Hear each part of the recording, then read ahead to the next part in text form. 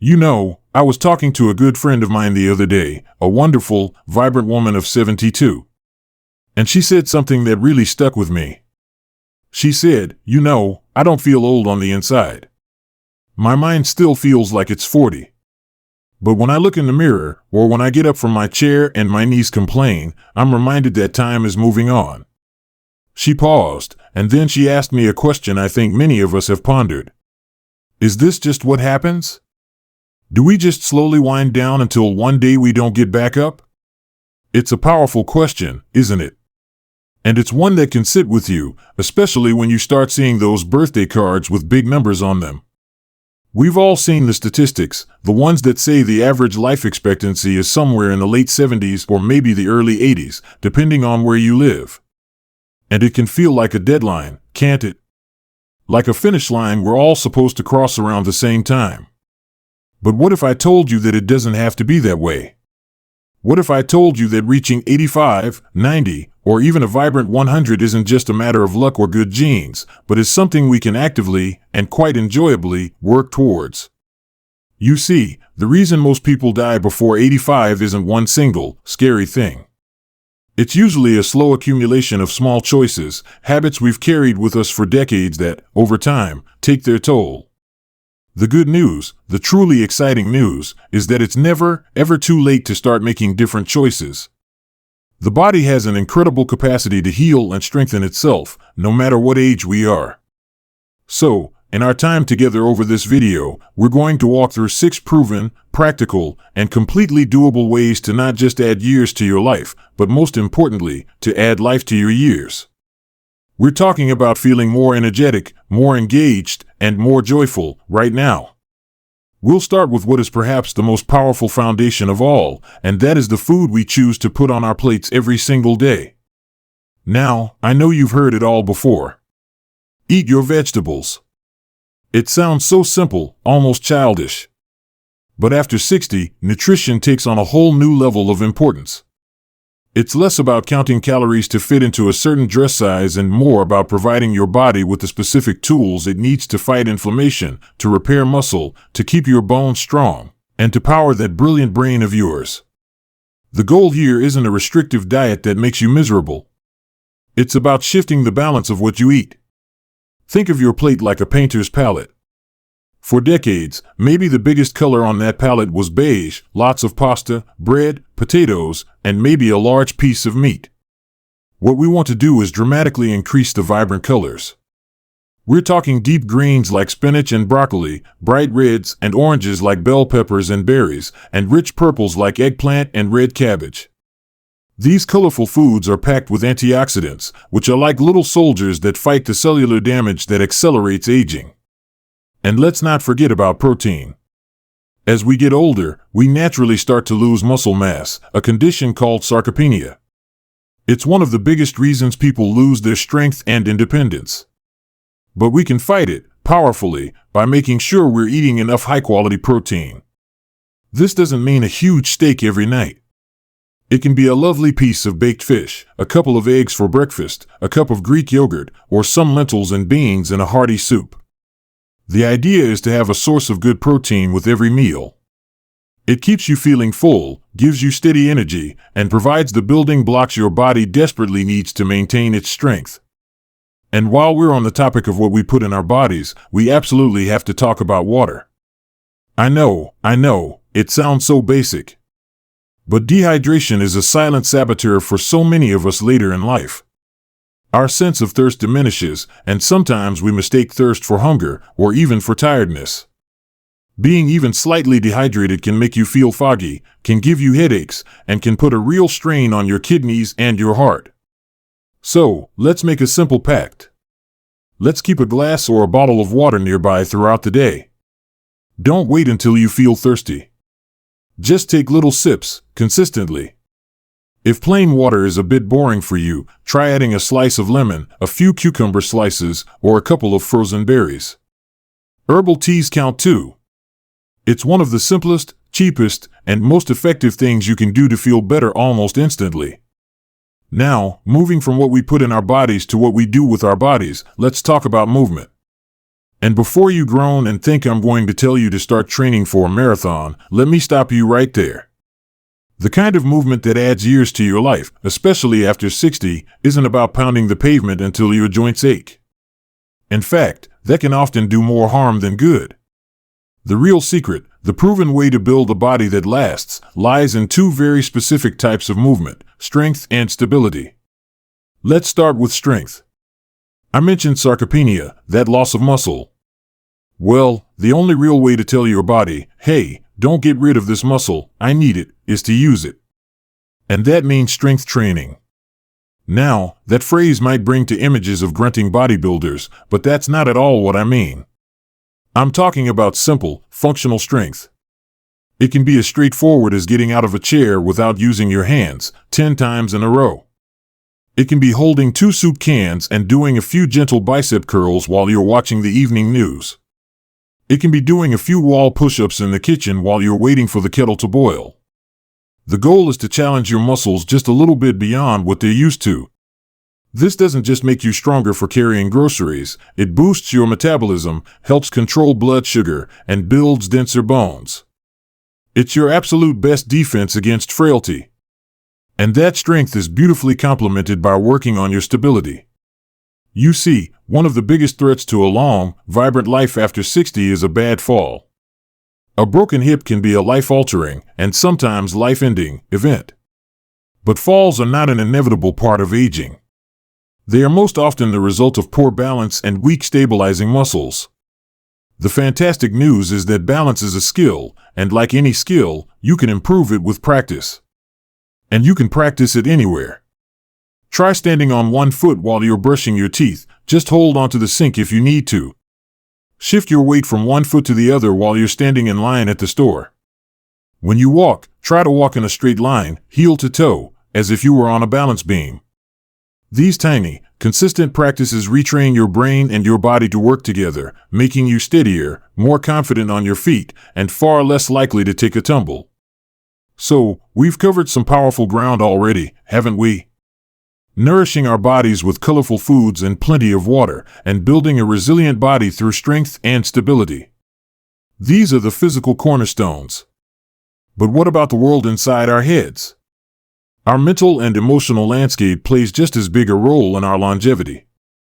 And that's exactly where we'll turn our attention to next, because one of the most profound ways to ensure a long and happy life is to tend to the health of our minds and our hearts.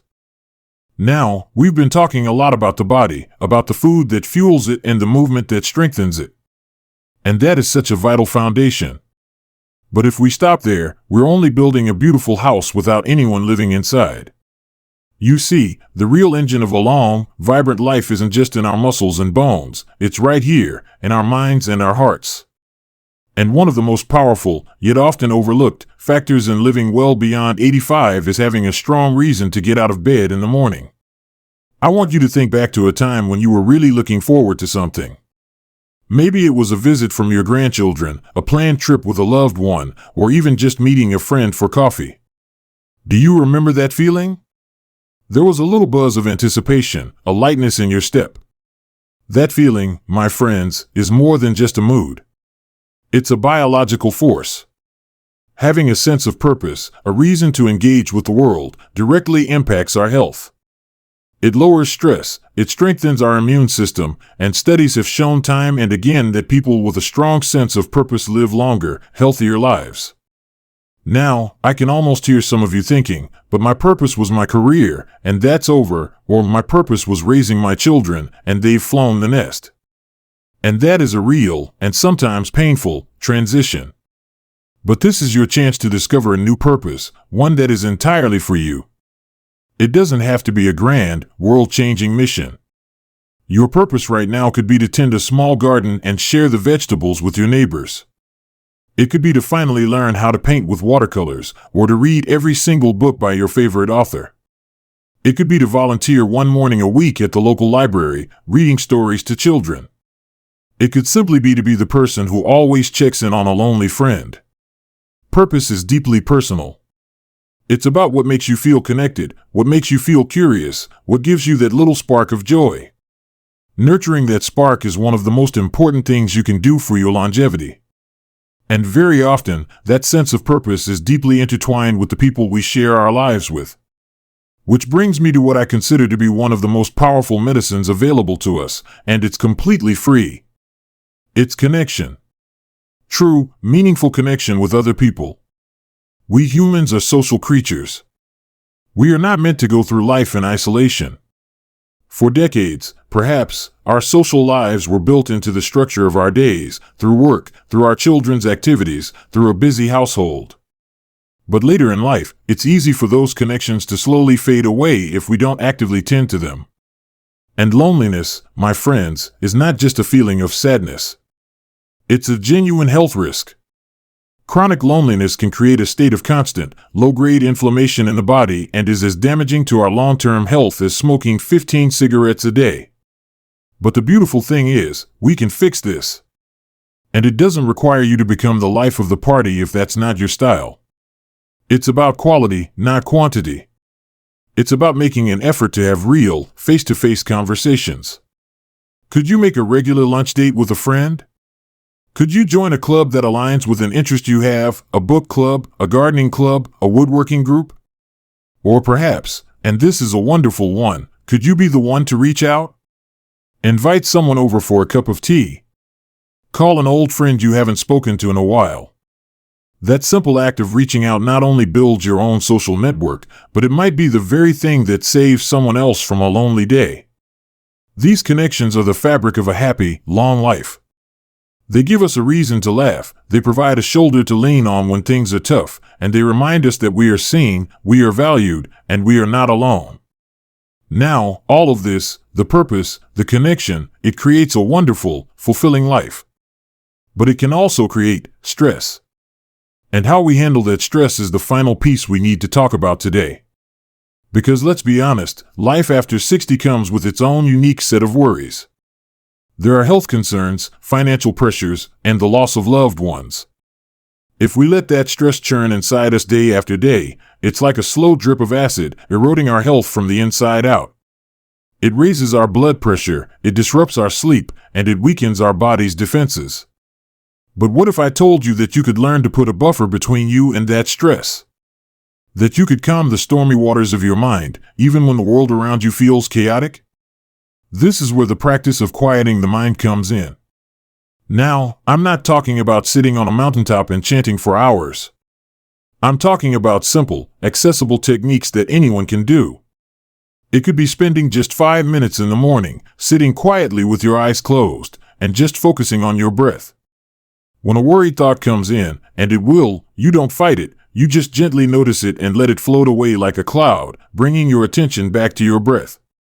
This simple practice of mindfulness teaches your nervous system that it is safe, that it can relax.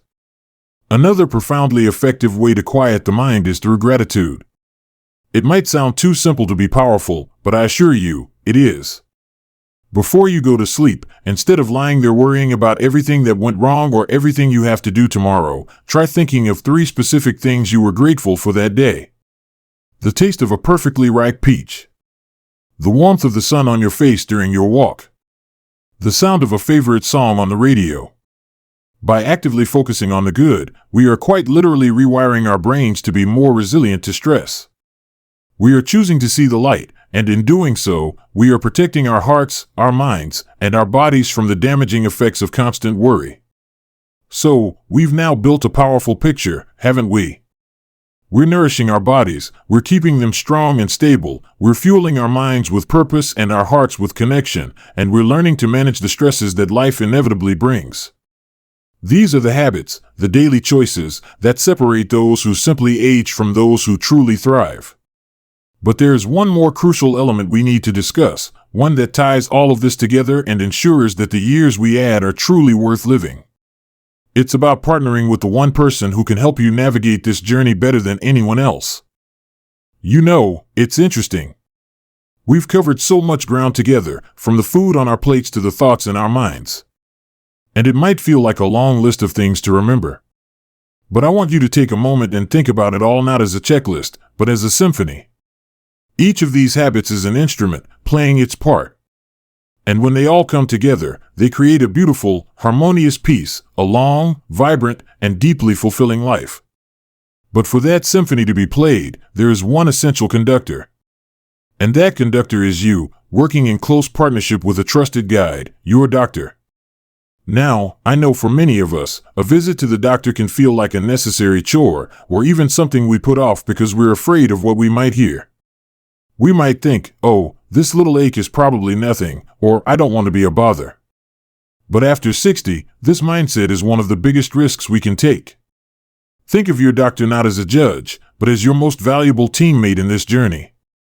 Their job isn't just to treat you when you're sick, it's to be a detective, helping you spot small issues long before they have a chance to become big, life-limiting problems. This is the power of proactive, rather than reactive, healthcare. It's about those regular checkups, the ones you schedule when you're feeling perfectly fine. It's about being open and honest with your doctor about everything, even the things that feel embarrassing. That little bit of dizziness when you stand up too fast? Tell them. That niggling worry about your memory? Bring it up. That new medication your friend swears by? Ask them about it before you even think of trying it. This partnership allows your doctor to see the whole picture of your health. They can help you understand which of these habits we've discussed are most important for you personally. Maybe your blood work shows you need to focus more on a specific type of nutrient. Perhaps they can recommend a physical therapist who can give you personalized strength and balance exercises that are perfect for your body. This isn't about handing over your power, it's about augmenting it with expert knowledge. It's the final, master habit that makes all the other habits smarter, safer, and more effective. And this leads me to a thought I'd like to leave you with.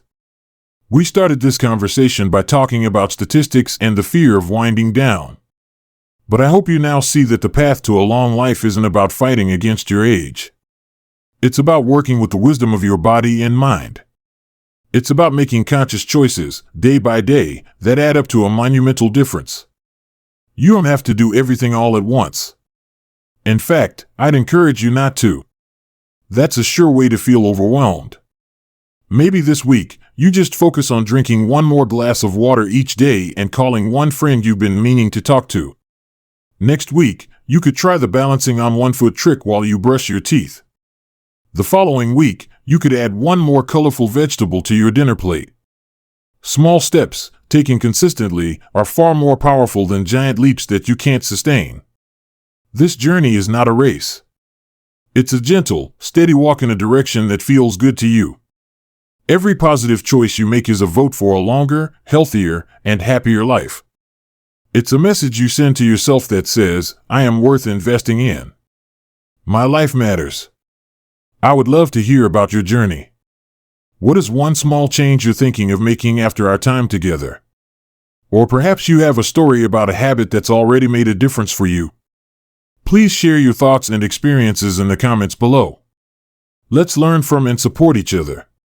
If this conversation has been helpful, if it's given you a bit of hope and a few practical ideas, please do give this video a like.